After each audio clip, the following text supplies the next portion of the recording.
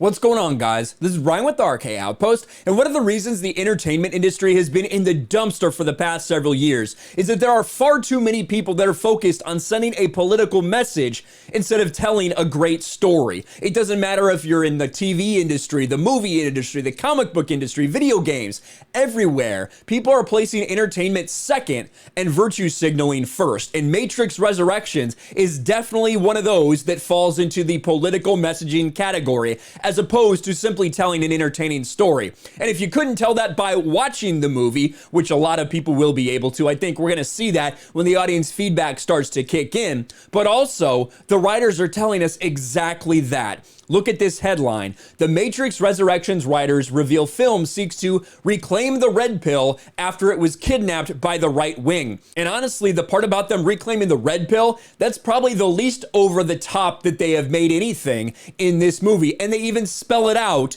in this interview we're about to watch. And when it comes to the Matrix and the red pill meme specifically, the Wachowskis have been very upset about this for a long time because famously the creators of the Matrix and the subsequent movies were known as the Wachowski brothers. They are no longer known by that term or that phrase. They are now known as the Wachowski sisters.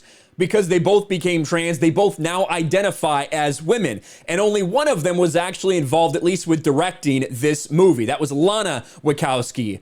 Lily Wachowski was not involved in Matrix Resurrections, but they have been very upset about the co-opting of the red pill by the right. Because if conservatives like something that you made and you're in Hollywood, they don't like that. They hate the fact that conservatives or people that feel differently from them, that think differently from them, might like some of their work. So the fact that red pilling became such a meme, they are really pissed off about it. And there's even articles that have been written on it lately.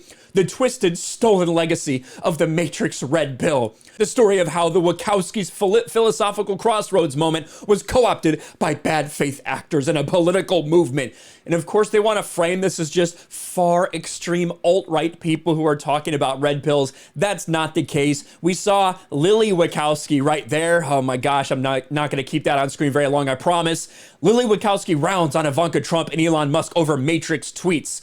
Because Elon quoted, "Take the red pill," right? That's what Elon quoted. And Ivanka Trump said, "Taken." Lily Wachowski not too happy about that. Fuck both of you. Because these people are so mad about it. Well, one of the things they set out to do in Matrix Resurrections was to send a political message. Let's look at exactly what the writers have told us.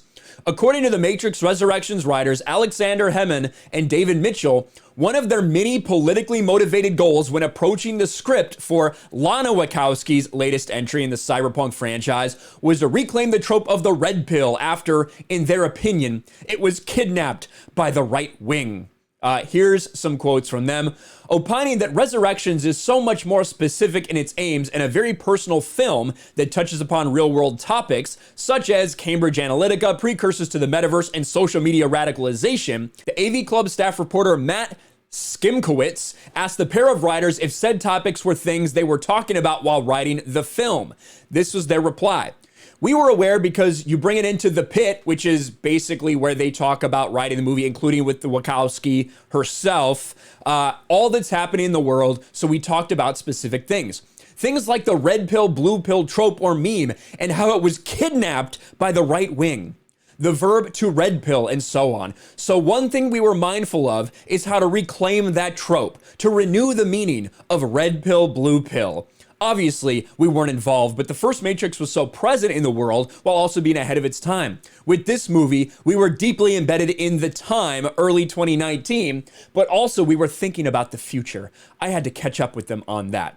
The interviewer then notes, and this is the part that really stood out to me, the scenes with analyst Neil Patrick Harris were especially pointed as he's using some of the terminology of right-wing radicalization, like the conservative retort, "Facts don't care about your feelings," leading him to ask Hemmon and Mitchell, was it empowering to write a rebuttal to the weaponization of Lana and Lily's work? Of course, again, They weren't known by those names back when they made The Matrix, and they went back in time and actually said, well, in reality, this is a whole trans allegory. That's what they tried to claim. Obviously, we know that that's not the truth. But asking about this right-wing radicalization, yes, Ben Shapiro saying facts don't care about your feelings, that leads to people being radicalized. But they did have a line that is obviously meant to be a direct correlation to that in this movie.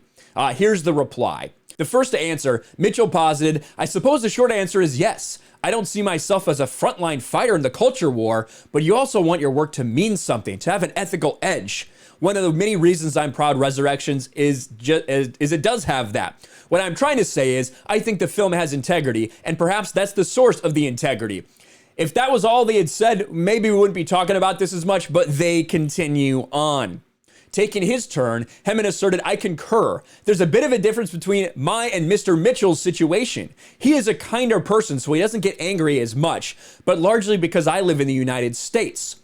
The pit is kind of a warm space. We don't argue or get angry with each other, but I am infused with a need to confront some of the things that are taking place in this country.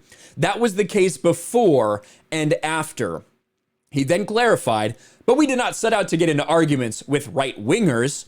I think at some point, there was a joke about red pill and blue pill, and Lana decided that she did not want to give any credence to that position, even a semblance of dialogue. There's nothing to talk about. It's like having debates with creationists. By inviting them to the podium, it's a tacit endorsement that the idea is up for debate. In conclusion to their discussion of the film's politics, Hemant adamantly said, my personal position is I don't discuss things with Nazis and fascists. There's nothing to talk about. One of us is just going to be left standing, and I want it to be me and my people. This is a movie. They're talking about a movie. They're talking about what they put into a movie. And somehow he is bringing up fascists and the bad guys from World War II. These people are crazy. And anyone that thinks differently than them, they put in that category. They call them that. They say you're a bad guy from World War II. They call you a fascist. They call you an istophobe, whatever it may be. That is what they label you if you don't ideologically agree with them. That is why these things will continue to fail. That is why The Matrix Resurrections, in large part, I think, is not going to be a very big success. Because instead of going out to entertain people, they tried to send a message, a heavily political-laden message with this movie. And it's obvious that the writers were completely on this track the entire time. Look at what they're saying. There's some things that are going on in my country, and I can't help but talk about it and put it in my movies. What an absolute and utter hilarious failure this will be. When you set out with the sole purpose to tell and spew some sort of political message instead of just entertaining people, instead of telling a good story, you will fail. And that's what's going to happen here. Let me know your thoughts about all this in the comments below. Smash a like button, subscribe to the channel, ring the bell for notifications, share this video out there, and I'll talk to you later. Thanks for watching, everyone. And a huge shout out to my patrons. I appreciate you guys so much. Want to follow me on Twitter or Instagram? Check out the description below. You'll find links to my P.O. box and my Patreon as well. And I'll talk to you guys later.